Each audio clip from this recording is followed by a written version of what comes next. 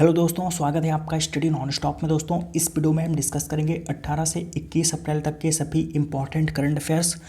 और इस वीडियो के लास्ट में मैं आपसे 2 क्वेश्चंस पे पूछूंगा जिसका आंसर आपको कमेंट बॉक्स में बताना रहेगा। और आप इस वीडियो की पीडीएफ इस वीडियो के डिस्क्रिप्शन से डाउनलोड कर सकते हैं। तो चलिए शुरू करते हैं। तो पहला प्रश्न है, किस देश ने मैटरहॉर्न पर्वत पर भारतीय ध्वज दर्शाकर कोरोना वायरस के खिलाफ अपनी लड़ाई में भारत के साथ एकजुटता व्यक्त की है? तो मैटरहॉर्न पर्वत ये स्विट्जरलैंड में स्थित है। तो इसी पर्वत पर भारतीय ध्वज को दर्शाया गया था। और भारतीय ध्वज यानी कि तिरंगे का आकार 1000 मीटर से भी अधिक था। और इस तिरंगे को रोशनी के माध्यम से बनाया गया था। रोशनी के जरिए इस तिरंगे को बनाया गया था। इस पर्वत पर बीम लाइट के जरिए 1000 मीटर से अधिक लंबा तिरंगा बनाया गया था। कोरोना के खिलाफ दुनिया की एकजुटता प्रदर्शित करने के लिए इस पर्वत पर 24 मार्च से हर दिन किसी न किसी देश का तिरंगा बनाया जा रहा है। तो इस पर्वत पर भारत का भी तिरंगा बनाया गया था और रोशनी के जरिए बनाया गया था। बात हुई स्विट्जरलैंड की, तो स्विट्जरलैंड इसकी राजधानी है बर्न।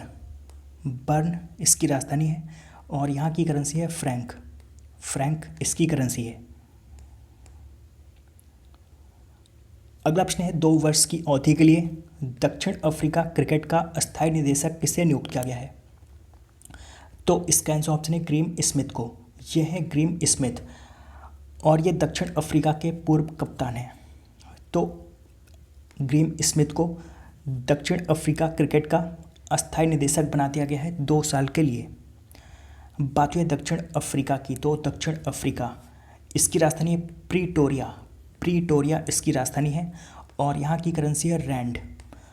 और दक्षिण अफ्रीका के राष्ट्रपति हैं साइरिल रामाफोसा। साइरिल रामाफोसा यहाँ के राष्ट्रपति हैं। अगला प्रश्न है, वर्ल्ड लिवर डे कब मनाया जाता है? तो वर्ल्ड लिवर डे ये मनाया जाता है 19 अप्रैल को। हर साल 19 अप्रैल को मनाया जाता है वर्ल्ड लिवर डे। लीवर से संबंधित बीमारियों के बारे में लोगों को जागरूक करने के लिए हर साल 19 अप्रैल को मनाया जाता है वर्ल्ड लिवर डे। और लीवर ये शरीर का दूसरा सबसे बड़ा अंग होता है। त्वचा के बाद शरीर का सबसे बड़ा अंग होता है त्वचा। त्वचा के बाद दूसरा सबसे बड़ा अंग होता है लीवर। तो वर्ल्ड लिवर डे ये हर साल 19 अप्रैल को मनाया जाता है। अगला प्रश्न है, विश्व धरोहर दिवस कब मनाया जाता है? तो विश्व धरोहर दिवस ये मनाया जाता है 18 अप्रैल को। हर साल 18 अप्रैल को मनाया जाता है विश्व धरोहर दिवस यानी कि वर्ल्ड हेरिटेज डे। तो वर्ल्ड हेरिटेज डे ये हर साल 18 अप्रैल को मनाया जाता है। अगला प्रश्न, हाल ही में ऑस्कर विजेता जीन डेइज का निधन हो गया, वे क्या थे? तो जीन डेइज ये एक फिल्म डायरेक्टर थे। जीन डेइज ये एक अमेरिकी फिल्म डायरेक्टर थे। तो इनको ऑस्कर मिला था। तो ऑस्कर विजेता जीन डेइज इनका हाल ही में निधन हो गया और ये एक अमेरिकी फिल्म डायरेक्टर थे। अगला प्रश्न है, चीनी भाषा दिवस कब मनाया जाता है? तो चीनी भाषा दिवस ये हर साल 20 अप्रैल को मनाया जाता है। हर साल 20 अप्रैल को चीनी भाषा दिवस मनाया जाता है।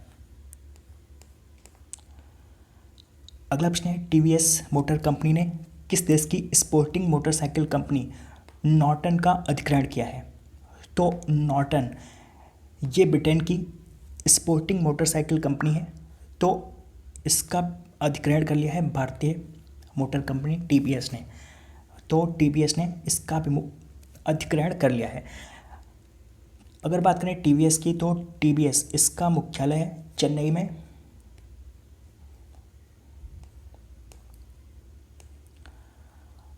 अगला प्रश्न है, वर्ल्ड वॉइस डे कब मनाया गया? तो वर्ल्ड वॉइस डे यानी कि विश्व आवाज़ दिवस ये मनाया गया 16 अप्रैल को।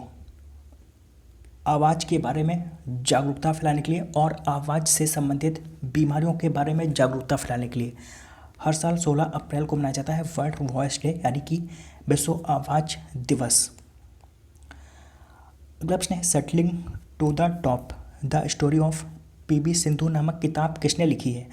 तो इस किताब को लिखा है कृष्णा स्वामी वी ने। Settling to the top the story of PV Sindhu, ये भारतीय बैडमिंटन खिलाड़ी पीवी सिंधु पर आधारित पुस्तक है। तो इस पुस्तक को कृष्णा स्वामी वी ने लिखा है। अगला प्रश्न है, गार्टनर 2019 डिजिटल कार्यस्थल सर्वेक्षण के अनुसार दुनिया का सबसे डिजिटल रूप से निपुण देश कौन सा है? तो इस रिपोर्ट के अनुसार दुनिया का सबसे डिजिटल रूप से निपुण देश है भारत, और भारत के बाद दूसरे नंबर पर है यूके और तीसरे नंबर पर है यूएसए।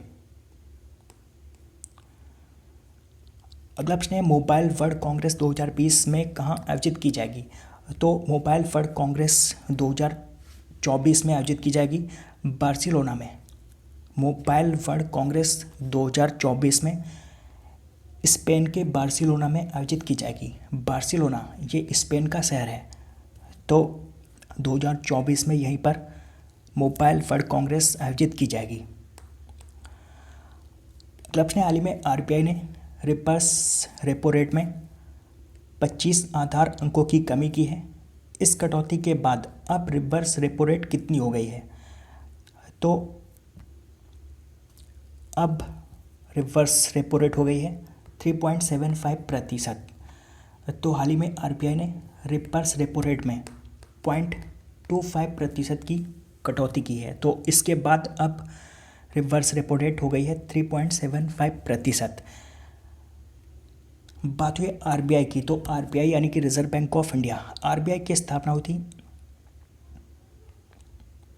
1 अप्रैल 1935 को। 1 अप्रैल 1935 को आरबीआई की स्थापना हुई थी। आरबीआई का मुख्यालय है मुंबई में, और आरबीआई के वर्तमान में गवर्नर हैं शक्तिकांत दास, और शक्तिकांत दास ये आरबीआई के 25वें नंबर के गवर्नर हैं। और अगर बात करें आरबीआई का राष्ट्रीयकरण कब हुआ था, तो आरबीआई का राष्ट्रीयकरण हुआ था 1 जनवरी 1949 को। 1 जनवरी 1949 को आरबीआई का राष्ट्रीयकरण हुआ था।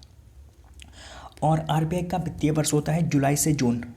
1 जुलाई से इसका वित्तीय वर्ष शुरू होता है। तो जुलाई से जून इसका वित्तीय वर्ष होता है। बाकी जो बैंक होते हैं उनका वित्तीय वर्ष होता है अप्रैल से मार्च होता है, लेकिन आरबीआई का वित्तीय वर्ष होता है जुलाई से जून। अगला प्रश्न है, क्रिक किंगडम के ब्रांड एम्बेसडर कौन बन गए हैं? तो क्रिक किंगडम इसके ब्रांड एम्बेसडर बन गए हैं रोहित शर्मा। क्रिक किंगडम ये दुबई में स्थित एक क्रिकेट एकेडमी है। दुबई में स्थित एक क्रिकेट एकेडमी है क्रिक किंगडम। तो इसने अपना ब्रांड एम्बेसडर बना दिया है रोहित शर्मा को।